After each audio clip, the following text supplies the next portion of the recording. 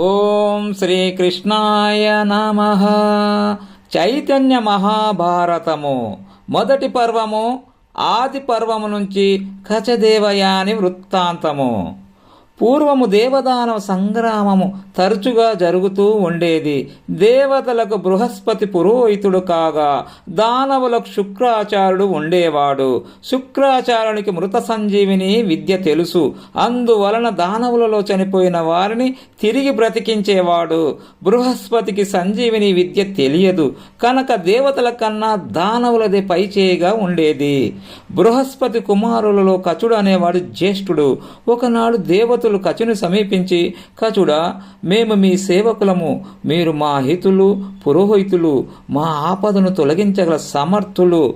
కచుడా, నీవు మహా తేజస్వి తపస్వి అయిన శుక్రాచార్యుని ఆశ్రయించి విద్యాభ్యాసము చేయాలి, మృత సంజీవిని గ్రహించాలి. ఈ కార్యానికి నీవే తగినవాడివి. నీ సదాచార సంపత్తి, సద్భావనా స్వభావము మాకు శ్రేయాన్ని ప్రసాదిస్తుంది అన్నారు. దేవతల విన్నపమునాలకించిన కచుడు వారి ప్రార్థనను అంగీకరించి శుక్రాచార్యుని వద్దకు బయలుదేరాడు. వృషపర్వుడు పాలించే నగరానికి వచ్చి శుక్రాచార్యునికి వందనం చేశాడు. మహాత్మా, నేను కచుడను, అంగీరసుని పౌత్రుడను, దేవగురువైన బృహస్పతి పుత్రుడను. మీ వద్ద విద్యనార్జించాలని వచ్చాను. నన్ను మీ శిష్యునిగా అంగీకరించి నన్ను కృతార్థుణ్ణి చేయండి. బ్రహ్మచర్య దీక్షను పొంది మీ సేవలు తరిస్తాను అన్నాడు. కచుని వాక్కులు శుక్రుని వీణులకు విందు చేశాయి. బృహస్పతి నందన, నీవు నాకు ప్రేమ పాత్రుడవయ్యావు. నిన్ను సత్కరిస్తే బృహస్పతిని సత్కరించినట్లే నిన్ను అనుగ్రహిస్తున్నాను అని కచునికి బ్రహ్మచర్య దీక్షను ప్రసాదించాడు శుక్రాచార్యుడు. వ్రత నియమాలను పాటిస్తూ ఆచార్యుడైన శుక్రుని, ఆయన పుత్రికైన దేవయానిని సేవిస్తూ నిత్యము వారిని ఆరాధించసాగాడు కచుడు. నవయవనంలో ఉన్న కచుడు తీయగా పాడుతూ, ఉల్లాసంగా ఆడుతూ, శ్రావ్యంగా వాయిద్యములు వాయిస్తూ యవన వసంతంలో వివరిస్తున్న దేవయానిని సంతోషపెట్టసాగాడు. ఆమె కోరిన ఫలపుష్పాదులను తెచ్చి ఇచ్చేవాడు. నవయవనంతో శోభిస్తున్న దేవయాని కూడా కచుడు ఏకాంతంగా ఉన్నప్పుడు అతనిని సమీపించి మధుర గానాలాపన చేస్తూ ఉండేది. దానవులు కచుని విషయంలో తృప్తిగా లేరు. కచుని ఎలాగైనా వధించాలనే భావన వారికి ఏర్పడింది. కచుని తండ్రి అయిన బృహస్పతిపై వారికి ఉండే ద్వేషం ఒక కారణం కాగా, శుక్రాచార్యుని వద్ద ఉన్న సంజీవిని విద్య కచునికి స్వాధీనమవుతుందేమో అనే భయం వారి ద్వేషానికి ప్రబల కారణమైంది. ఒకనాడు అరణ్యంలో గోవులను మేపుతున్న కచుని రాక్షసులు చంపేశారు. అతడి శరీరాన్ని ముక్కలు చేసి కుక్కలకు, నక్కలకు తినిపించారు. సాయంత్రమైంది. పశువులన్నీ ఆశ్రమానికి వచ్చాయి. కచుడు రాలేదు. దేవయాని హృదయావేదన కుమిలిపోయింది. తండ్రిని సమీపించి, నాన్న, సాయం సంధ్యలో మీ అగ్నికార్యాలు పూర్తి అయ్యాయి. ఆవులన్నీ ఆశ్రమం చేరాయి. కచుడు ఇంకా రాలేదు. ఎందుకో నా మనసు తీవ్రంగా కలత చెందుతోంది. నాన్న, కచుడు లేకపోతే నేను బ్రతకలేను అని విలిపించింది దేవయాని. అమ్మా, విలిపించకు, ఒక్క క్షణంలో నీ ముందు కచుని నిలుపుతాను అని పలికి మృత సంజీవిని విద్యను ఉపాసించి కచుని బ్రతికించాడు శుక్రుడు. మందహాసను చిందిస్తూ గురువుకు శిరమోడ్చి నమస్కరించాడు కచుడు. ఆలస్యానికి కారణమేమిటి అని దేవయాని అడిగింది. తాను ఒక చెట్టు క్రింద విశ్రాంతి తీసుకుంటూ ఉండగా కొందరు రాక్షసులు తనకు పొడిచారని, ఆ తర్వాత ఏం జరిగిందో తనకు తెలియదని, ఈ క్షణాన్ని ఇక్కడున్నదే తెలుస్తూ ఉందని కచుడు తెలిపాడు. ఏది ఏమైనా రాక్షసుల వలన కచునికి ప్రమాదం పొంచి ఉంది అనే సత్యాన్ని దేవయాని గ్రహించింది. ఒకనాడు పువ్వులను తెమ్మని దేవయాని కచునితో చెప్పింది. కచుడు పువ్వులను సేకరించేందుకు అరణ్యానికి వెళ్ళాడు. కచుని వెంబడించి వచ్చిన దానవులు కచుని వధించి అతని దేహాన్ని పిండి చేసి సముద్రంలో కలిపేశారు. కచుడు రాలేదని తెలిసి కృంగిపోయిన దేవయాని శుక్రాచార్యుని సమీపించి, నాన్న, పువ్వులు తెచ్చిపడమని నేను కచుని పంపాను. కచుడు తిరిగి రాలేదు. రాక్షసులు అతనికి మళ్ళీ ఏదైనా ప్రమాదాన్ని కల్పించారేమోనని నాకు అనుమానంగా ఉంది. నాకు పువ్వులు తెచ్చిపెట్టాలని వెళ్ళిన కచుని పువ్వు లాంటి జీవితం దానవ చేతిలో వాడిపోయిందేమో అన్నది. దేవయాని హృదయావేదనను అర్థం చేసుకున్న శుక్రుడు మరల క్రతుని బ్రతికించాడు. రెండవసారి జరిగిన దానిని కూడా సవివరంగా దేవయాని శుక్రాచార్యులకు విన్నవించాడు కచుడు. మరికొంతకాలం గడిచింది. రాక్షసులు శుక్రాచార్యుని వద్దకు వచ్చారు. గురుదేవా, రుచికరమైన మద్యం మీ కొరకే ప్రత్యేకంగా తీసుకుని వచ్చాము అని పాత్రను చేతికిచ్చారు. శుక్రాచార్యుడు మద్యాన్ని పానం చేశాడు. రుచికరంగా ఉందని సంతసించాడే గాని కచుని చంపి అతడి భస్మాన్ని మద్యంలో కలిపి ఇచ్చారని గ్రహించలేకపోయాడు. నాన్న, కచుడు అరణ్యం నుండి తిరిగి రాలేదు. నా మనసు సందేహిస్తుంది. కచుడిని ఎలాగైనా రప్పించండని దేవయాని శుక్రునితో చెప్పింది. దేవయాని, కచుడు మరణించాడేమో. ఇప్పటికి కచుని 2 పర్యాయములు బ్రతికించాను. నీ కొరకే అలా చేశాను. ఇలా ఎన్నిసార్లు చేయగలను చెప్పు? అమ్మా, నీవు యశోవతివి, శక్తిమతివి. నా కుమార్తెవైన నీకు యావద్విశ్వము శిరమూర్చి నమస్కరిస్తుంది. నీవు కచుని మరిచిపో. ఈసారి అతన్ని బ్రతికించడం సాధ్యం కాదు. ఒకవేళ శ్రమించి జీవం పోసినా రాక్షసులు మళ్ళీ చంపరనే నమ్మకమేముంది అన్నాడు శుక్రుడు. నాన్న, కచుడు బుద్ధిమంతుడు, నా మనసుకు సంతోషాన్ని కలిగించేవాడు, అంగీరసుని మనుమడు, బృహస్పతి బిడ్డడు. అలాంటి ఉత్తముడు మన దగ్గర ఉంటూ మరణించడం నేను భరించలేకపోతున్నాను. కచుని విడిచి నేను క్షణకాలం కూడా బ్రతకలేను.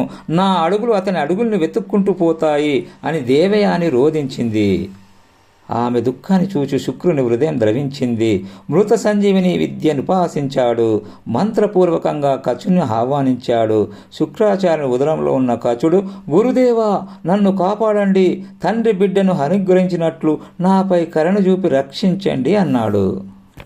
శుక్రుడు ఆశ్చర్యపడి, కచుడా, నా గర్భంలో నీవెలా ప్రవేశించావు అని ప్రశ్నించాడు. మహాత్మా, రాక్షసులు నన్ను భస్మం చేసి మద్యములో కలిపి మీ చేత త్రాగించారు. మీ కృప వల్ల నాకు స్మృతి నశించలేదు. మీ కడుపును చీల్చి నేను బయటపడగలను. అది నాకు అంగీకారము కాదు. తపస్వినైన నేను ఆ పని చేయలేను. మీరే నన్ను ఎలాగైనా రక్షించాలి అన్నాడు కచుడు.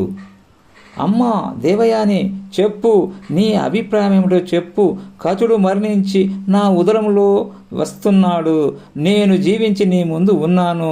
చనిపోయిన కచుడు జీవించాలంటే జీవించిన నేను చనిపోవాలి. నిర్ణయం నీదే. నీవు నా కుమార్తెవు. నీ సుఖమే నా సుఖం. ఇక నీదే నిర్ణయం అని శుక్రుడు దేవయానితో చెప్పాడు. నాన్న, నాకు మీరిద్దరూ కావాలి. కచుడు లేకపోతే నాకు జీవితంలో శాంతి దూరమైనట్లే. మీరు లేకపోతే నాకు ప్రాణం దూరమైనట్లే అన్నది దేవయాని. శుక్రుడు ఆలోచించాడు. కచుడా, దేవయాని లేనిదే నేను బ్రతకలేను. నీవు లేనిదే దేవయాని జీవించలేకపోతున్నది. నీకు మృత సంజీవిని విద్యను అనుగ్రహిస్తున్నాను. నా ఉదరం నుండి నీవు బయటపడు.